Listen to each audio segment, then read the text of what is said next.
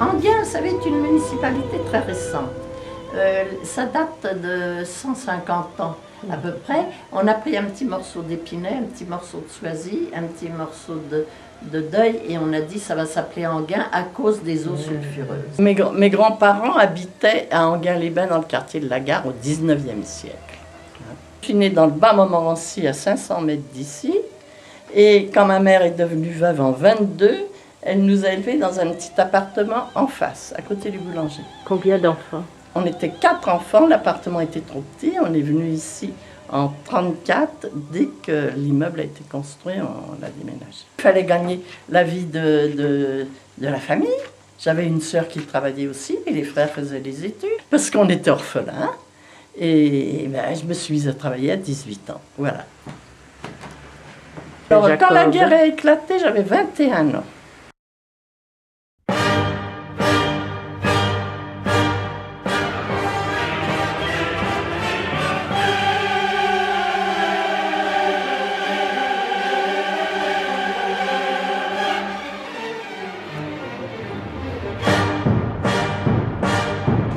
Travailler, vous alliez travailler où? Ah ben à Paris. J'étais dans les bureaux près de Saint-Philippe-du-Roule pendant 4 ans. Je gagnais ma vie, mais il n'y avait pas de voiture, pas d'autobus, on vivait avec des tickets. Et la moitié de mon salaire était employé à acheter des faux tickets. Des faux tickets? Des faux tickets pour avoir. On s'en procurait? Ah, fallait, au bureau, je trouvais ça. C'était le cauchemar parce qu'on n'avait pas à manger. Tout le monde était malheureux. Vous savez, les Français, il y a eu ma mère a perdu 15 kilos en 6 mois. On n'avait pas à manger, c'était ça le gros truc. Tous les Français avaient faim. Il n'y a pas de deux, tout le monde était à la même enseigne. C'était manger, trouver à manger. Pour tous les Français qui ne faisaient pas de marché noir ont eu faim à tel point que j'ai fait une crise d'anémie abominable qui m'a obligée à rester 1 mois sans travailler.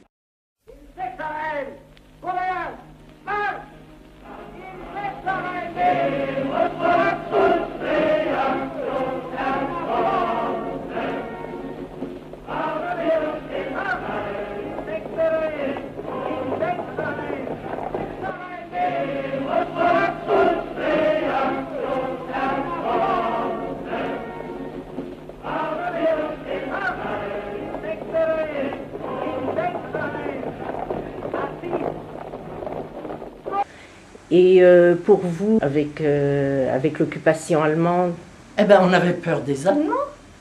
On ne leur parlait pas, on boudait. Il y en avait dans les trains, ils prenaient les meilleures places, il y en avait dans le métro. On les côtoyait tous les jours. Il fallait être couché à 10 h du soir, sans ça, ils vous arrêtaient. Vous avez été arrêté? Moi, jamais, parce que je ne circulais pas dans les rues après 10 h du soir. Et j'ai assisté à une rafle à la sortie du métro République. Le quartier du Temple, il y avait beaucoup de Juifs. J'ai vu des soldats allemands en armes qui cernaient la sortie du métro République. On avait un très bon ami juif qui s'était bien débrouillé. Il portait l'étoile, mais il avait toujours son par-dessus sur le bras. Comme ça, on ne la voyait pas. Mais si les Allemands l'arrêtaient, ils disaient, ben voyez, je l'ai l'étoile. Chacun avait son truc. Hein. Et même certains ne portaient pas l'étoile, ça ne les a pas empêchés de se faire arrêter. Ah ben oui, et puis à côté de ça, il y en a qui s'en sont très bien sortis. Et je vais même dire, il y en a qui trouvaient moyen de faire du marché noir. Et les Juifs, il fallait qu'ils mangent aussi, ceux qui ne s'étaient pas fait prendre. Bien parce qu'il y en a quand même qui ne se faisaient pas prendre, qui réussissaient. Ben, ma mère se réfugiait à Grenoble. Eh ben voyez. Vous savez, quelquefois, on avait des amis qui disaient, écoutez, j'ai eu 1 kilo de champignons, je peux vous en revendre une demi-livre. Ben oui, mais c'était ça. Les gens chuchotaient dans la rue. Je partais tous les matins à 7 h, je rentrais le soir à 7 h, et puis en hiver, je voyais le jour qu'à Enghien. J'étais fatiguée de ma semaine, je me reposais. Je faisais mes chaussures, je faisais mes vêtements, je faisais mes sacs à main. Comment vous faisiez vos chaussures? Alors, on trouvait en vente libre des semelles de bois. Je découpais des lanières de tissu et tous les étés, j'avais des chaussures à lanières faites par moi. Moi, je me suis fait mes chaussures d'été pendant 4 ans. Je les ai fabriquées avec des clous, avec la machine à coudre. Et puis, les sacs à main en même tissu, on se voulait élégant, avec des morceaux de carton. Je faisais mes chapeaux et je faisais mes vêtements. Et je faisais des chemises à mes frères dans des vieux draps. Je vous ai dit que moi je travaillais dans une grosse affaire avec les capitaux des Galeries Lafayette. Vous savez ce que c'est que les Galeries Lafayette, hein? Eh bien, le grand directeur qui avait fondé ça, Théophile Bader, qui est mort en 1942, je l'ai vu comme je vous vois. Il passait tous les mois la ligne de démarcation. Il était à Lyon. Il avait fui, il avait raison.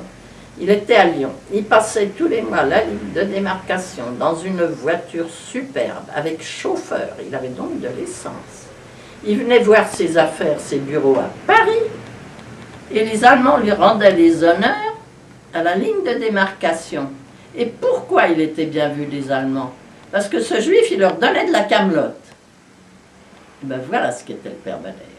Mais moi, j'étais bien contente qu'il se débrouille parce que je travaillais dans ses bureaux.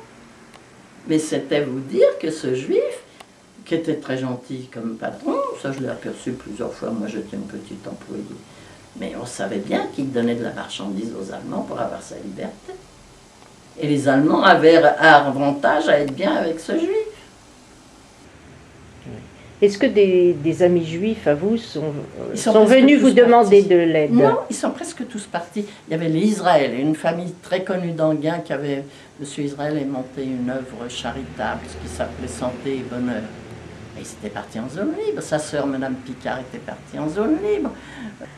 Madame Bernier, chez qui j'ai été cachée pendant 3 ans, gardait chez elle une dizaine d'enfants juifs. Et je l'ai su bien après, la guerre. Elle habitait à 100 mètres et on ne le savait pas. Pour vous, c'était des enfants en pension? Mais on les voyait même pas, je sais pas, elle les laissait pas dans le jardin, c'est pas possible. Ah si, on était dans le jardin très souvent, on allait à l'église aussi avec des petits gants blancs. Dans le quartier, il y avait vraiment... Ah, c'était plein d'Allemands. La commandanture là, à 20 mètres et la gendarmerie allemande à 20 mètres de l'autre côté.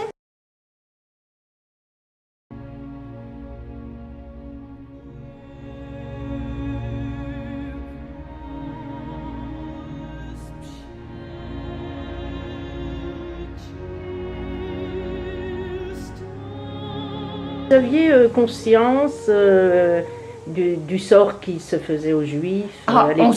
On savait que les Juifs étaient traqués, mais on ne pensait pas qu'il y avait d'horribles camps de concentration.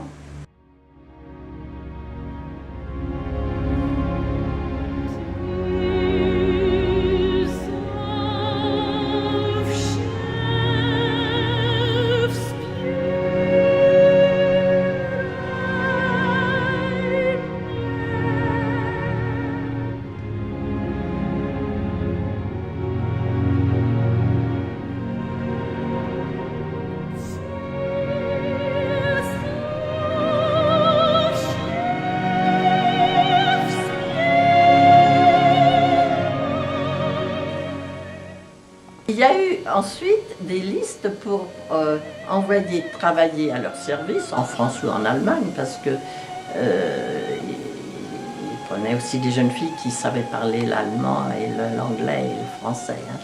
Donc ils ont fait des listes pour faire travailler les célibataires de plus de 18 ans.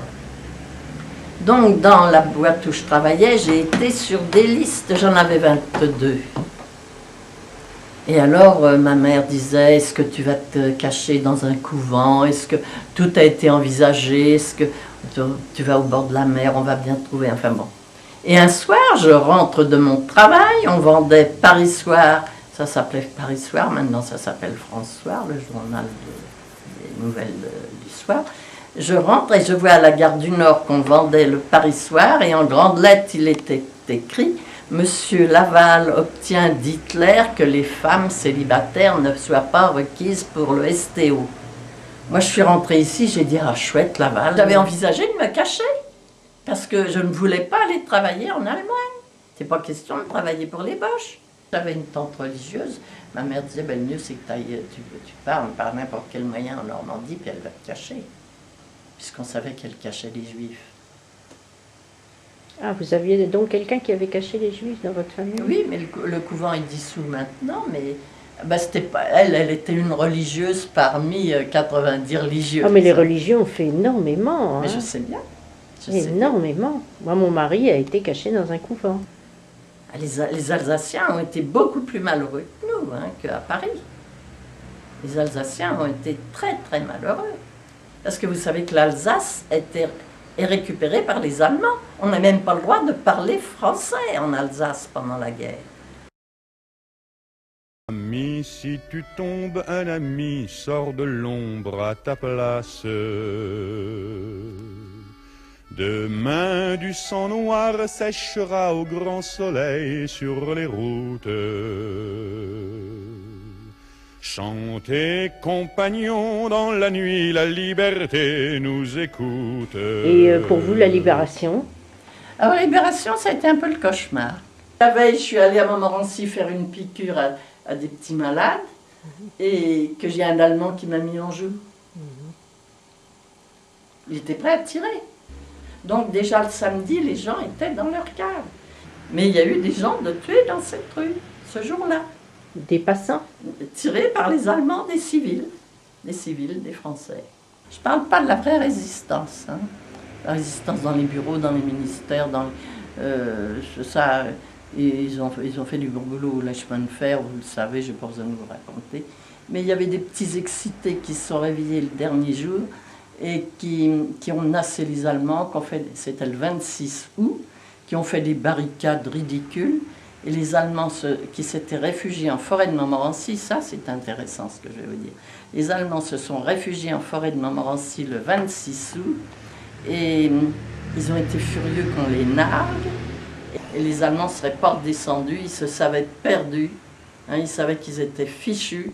Ils ne seraient jamais redescendus si des gamins et la résistance communiste ne les avaient pas nargués. Tout le dimanche 27 août, ils sont redescendus avec leurs tanks et c'est là qu'ils ont mis le feu au quartier. On a vécu un après-midi de cauchemar le 27 août, cachés dans la cave, parce ils envoyaient des bombes incendiaires dans les caves. Et ils sont arrivés là pour mettre le feu au quartier. Cet immeuble-là était en flammes. Hein. Il a été tout noir, léché par les flammes pendant des mois. Hein. Les Allemands recherchaient les gens qui étaient dans les caves.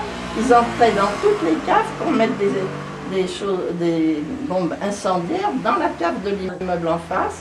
Dans l'immeuble là, ils ne sont pas entrés dans le nôtre, ils n'ont pas eu. Et alors moi j'étais avec tous les gens de l'immeuble dans notre cave, ici en dessous de ça. On entendait les bottes qui marchaient sur le trottoir. On disait ils vont aussi nous incendier. Alors les Allemands arrivaient de Montmorency. Mais des Français ont appelé Leclerc, l'armée Leclerc qui était stationnée à Saint-Denis. Donc il y a un char Leclerc qui est arrivé par la rue Auxerre, qui a débouché et qui a tiré dans le tank allemand et qui a fait exploser. Il y avait 7 Allemands dedans. Et il y avait d'autres chars qui ont... alors donc là c'était le français, là c'était l'allemand, et il y a d'autres chars qui arrivaient de Saint-Denis aussi. Qui ont, par cette avenue. Ah, par cette avenue. C'est par cette avenue qu'ils sont arrivés. Ça, c'est très important ce que je vais vous donner là. Oui, hein? La rue Auxerre, le char est arrivé, il est resté tout l'hiver immobilisé. Les amis qui habitaient là où il y a des arbres derrière les drapeaux ont retrouvé une tête d'Allemand dans un casque dans leur jardin. Et après, l'après-guerre? Ah ben alors l'après-guerre, moi j'ai... Donc, alors pendant 10 jours, j'ai pas travaillé, il n'y avait plus de train, il n'y avait plus rien. Hein. Bon ben je suis retournée travailler à pied à Paris. Hein. Un jour, j'ai fait 12 kilomètres. Et bon, alors là, il y avait un remue-ménage impossible dans la maison, parce que il y avait des Juifs qui commençaient à revenir, c'était une nouvelle juive. Et il y avait des Français qui avaient sauvé leur peau. Et bon, ben, les Français, il y en avait beaucoup qui avaient été embauchés pendant la guerre, ils ont rendu la place. Au fond, on a rendu la place aux Juifs, hein, on leur a rendu leur affaire. Hein. Et il y en avait qui étaient qui sortaient des camps de concentration, quoique il a fallu quand même quelques semaines pour qu'ils reviennent. Vous en avez connu qui sont revenus oui. des camps? Ah ben bien sûr. Ben, c'est-à-dire que, vous savez, bon, bien sûr ceux qui avaient été très maltraités, qui pesaient 20 kilos, ceux-là je les ai pas vus tout de suite. Hein. Ils étaient à la gare de l'Est, ils étaient encore en Allemagne, il y en a qui sont revenus des semaines après, ça a été très long, hein. On ne fait pas revenir des milliers de gens comme ça en 8 jours. Des grands martyrisés, je dirais, j'en ai pas connu. Mais j'ai quand même connu des gens qui revenaient des camps de concentration. Et ils ont tous été maltraités, c'est sûr. Mais ils n'ont pas tous été martyrisés. La preuve, c'est qu'il y en a qui sont revenus vivants, vous comprenez?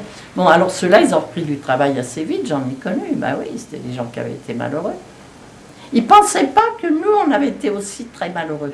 Ils ne pensaient pas. Évidemment, par rapport à eux, on l'était moins malheureux. Mais moi, il n'y a pas de doute, j'ai fait une crise d'anémie formidable. Ma mère a perdu 15 kilos en quelques semaines. J'ai une sœur qui a eu ses 3 bébés pendant la guerre.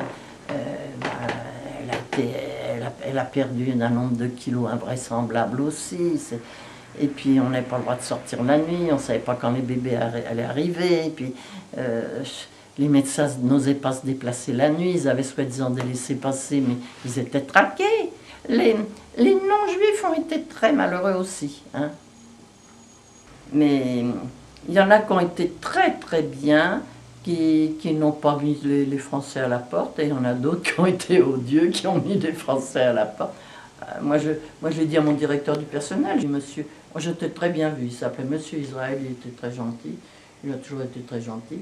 Je lui ai dit, monsieur, c'est quand même des Français qui ont sauvé la maison et on vous la rend. Hein. D'ailleurs, il était très gentil, il me disait, oh oui, mademoiselle, vous avez raison. Bon. D'ailleurs, avec moi, ils ont été très corrects, et c'est moi qui leur ai dit, parce qu'ils me croyaient juive. Hein. Ah oui, bon. Avec votre nom, ben oui, mademoiselle Jacob. Ben oui, ah ben oui. Mais ils se demandaient bien comment vous aviez tenu ben, le coup. Ils m'ont demandé, mais comment ça se fait que vous n'avez pas porté l'étoile? Ben, je dis, je ne l'ai pas porté, puisque à Enghien, tout le monde savait qu'on était chrétien, on ne l'a pas porté. Ben, ma mère nous a cachés pour nous permettre de vivre. En France, elle a été se cacher à Grenoble, elle nous a placés. Alors par l'entremise des œuvres juives. Quelqu'un lui a donné un nom, c'était Madame Pichon qui avait une maison pour enfants handicapés et retardés mentaux. Donc elle a mis là-bas ma sœur aînée. Et moi et ma cousine... Parce qu'elle était handicapée, votre sœur? Non, pas du tout. Elle était tout à fait normale. Mais enfin, Madame Pichon a accepté aussi de prendre des enfants juifs. Oui, elle en a pris aussi quelques-uns. Et elle a donné à ma mère l'adresse de Madame Bernier. Donc, par un oui-dire. Oui, le bouche à oreille. Voilà, le bouche à oreille. Et bon, pour nous, enfants, on était comme tout le monde. On allait à l'église, on y allait en petits gants blancs. Bah oui.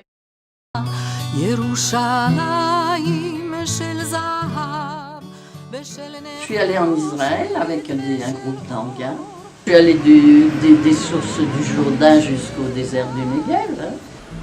Et moi qui suis catholique de tradition, de toujours, j'avoue que j'ai appris beaucoup de choses à Jérusalem, c'est évident. Qu'est-ce que vous avez appris à Jérusalem? J'ai compris plus qu'appris, même. Parce que quand on pratique la religion catholique, on apprend l'Ancien et le Nouveau Testament. Bon. Mais ça a quand même été une révélation d'être sur place. Mais vous avez compris quoi? Que j'avais la plus belle religion du monde. Ça m'a permis de supporter avec le sourire une vie très difficile. Et je vous dis, je me sens très à l'aise, j'aime la vie, malgré mon grand âge et mes maladies graves. J'ai séjourné plusieurs jours à Jérusalem, je suis allée au Mont des Oliviers, bien sûr. Et qu'est-ce que ça a représenté pour vous? Comment dirais-je, 3 cultures qui se supportaient. ירושלים של זהב ושל נחושת ושל